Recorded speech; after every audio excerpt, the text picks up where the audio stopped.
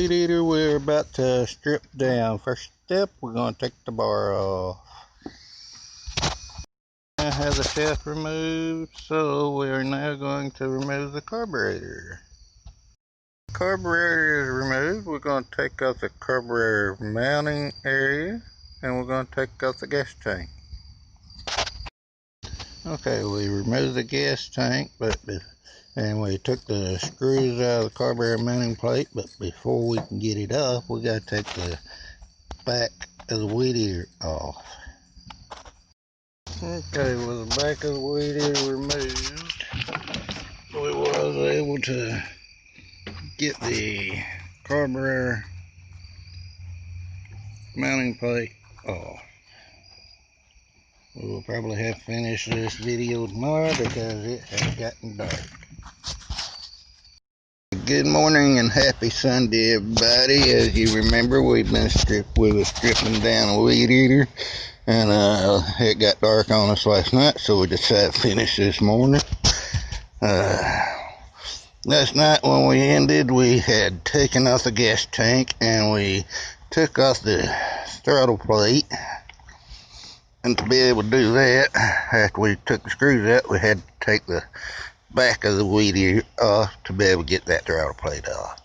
We're going to finish up on this morning.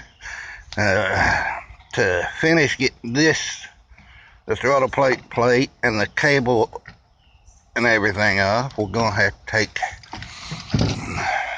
the front covers off, the starter rope cover. We're going to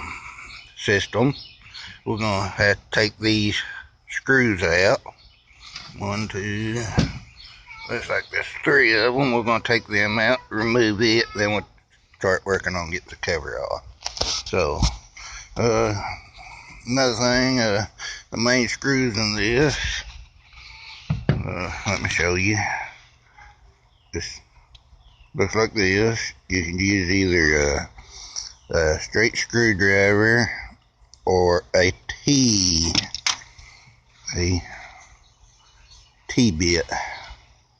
If you see that I'm pointing at, I'll show y'all here in a bit. Okay, this, I don't know whether you can tell, this is a T-bit. It's basically shaped like a star, and that's what you use to get these screws. We're going to remove our starter system. What we've done here, we got the cover off that goes over this. This is the clutch that operates the bar that spins the head. Now, to get it off, it's a little bit tricky, but you take the spark plug out.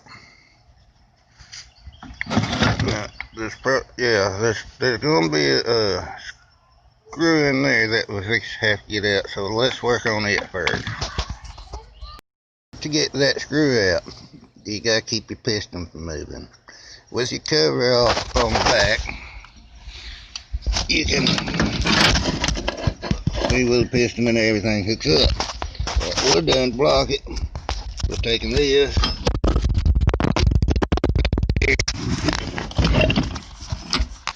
and that's holding to where we can turn that through. Now we've got to get the rest of this clutch off. The way we do that, we're going to take our spark plug out. Alright, when we take our spark plug out, we're going to take a socket that'll go down in that hole. We're going to put a big C-clamp around this, tighten down to where it'll keep the piston from moving up and down. Then we'll take a pair of channel locks or a big pair of vice grips, put around this, and we'll be able to break it free from that point and take this off. That's your clutch, your actual clutch. Okay, our spark plug is now removed, so now I'm going to go get the C-clamp and we're going to get this clutch off. First of all, you may wonder why we are doing all this. It's because this is a bad weed eater. No compression, bad weed eater.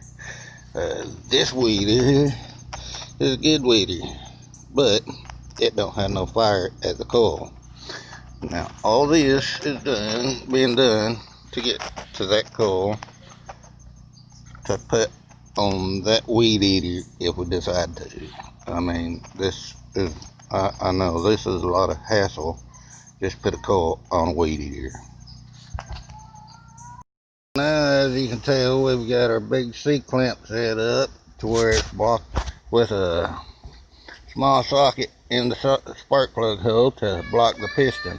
We can now take our big vice grips chan locks put on here and we can spin that off now. Just spin that off is simply, we done broke it loose, so simply turn it.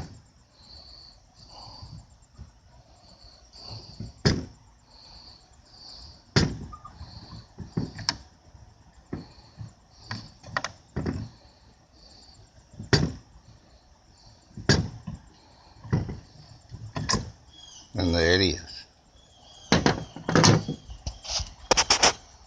Now we're going to remove our C-clamp and we're going to take the front cover off.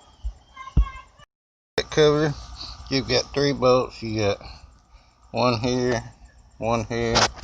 and one over here. We took them 3 bolts out.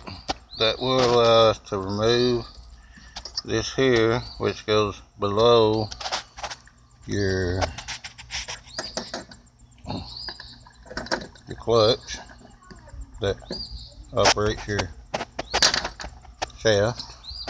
And from that point, there's your starter rope system. Now, as I said before, we're doing all this tear down for the coil. You're now at your coil. Now, to remove it, you got a screw here, and you got a screw right there where my finger is. One there, and one here. So, you take them screws out, you unplug your coil here, and you've got your coil off. At that point, you can tear it down further by taking the muffler off. You can go to the inside of this, take that loose, which will remove your rod from your piston. You got, so you got small screws right there to remove the head from the block. You pretty much finish disassembling this whole weed eater from that point. But we are only after the coil now, so once we get this off, I'll let you see what it looks like, and we will pretty much be finished for the day.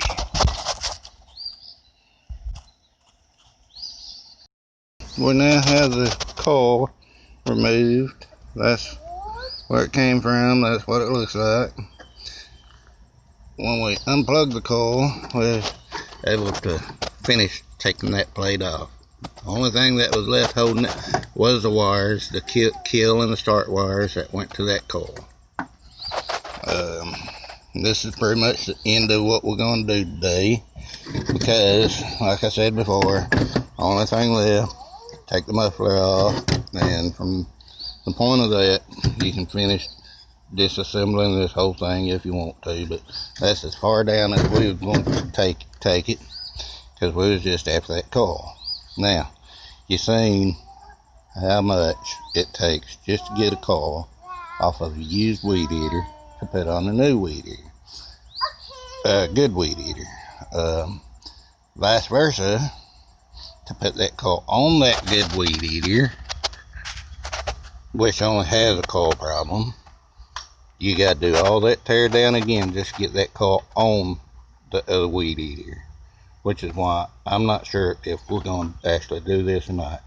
If we do it, we will tear down the weed eater, and then we will show you from the point of it tore down how to adjust and set that coil on that machine. I wanted y'all to take note. The one we want the coil for is a Craftsman. The one that we tore down was a Troy built. Now, most of your weed eaters nowadays, such as your Troy Belts, your Craftsmans, and your Hypertuffs, is all basically the same machines. They've got the same parts, the same carbs and everything. Only thing might be different, such as these two. Some of them have the electric start. You're able to start it by putting a bit in there and turning the motor with a bit. Others do not. But other than that, all these small weed eaters like this is the same weed eater. We hope you enjoyed the video. We hope it helps you out. And until we decide whether or not we're going to put this coil on this here Craftsman, see you next time.